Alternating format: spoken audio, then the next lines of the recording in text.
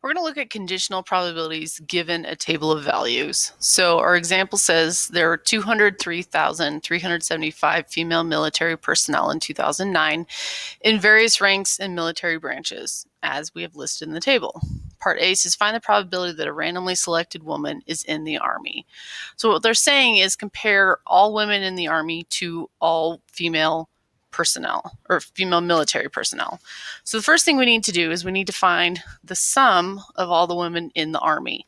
And that sum is actually 74,411. So the probability that a randomly selected woman is in the Army is going to be the number of women in the Army out of the total number of female military personnel.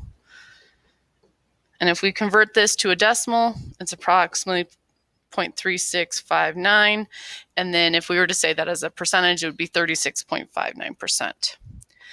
Part B says find the probability that a randomly selected woman is an officer in the Navy or Marine Corps. So when we're looking at Navy or Marine, we also want to look at officers. So we're only comparing the sum of these two, the officers in the Navy and the officers in the Marines, to the total. So we're thinking about 7,884 plus 1,202 to the total.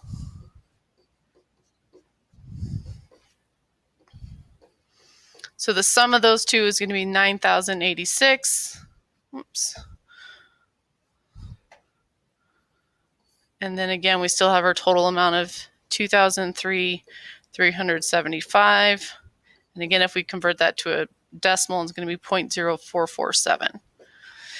So the first two are straightforward probabilities. Part C is where we get into this idea of conditional probability. So part C says if a randomly chosen woman is in the Army, what is the probability that she is an officer? So we're now focusing solely on just Army individuals. Okay, so we have focused our group of women not from just all military, but now just to the Army. And now they're saying of those, what is the probability that she's an officer? So the officers are 14,322 out of the total 74,411, which gives us a probability of 0.1925.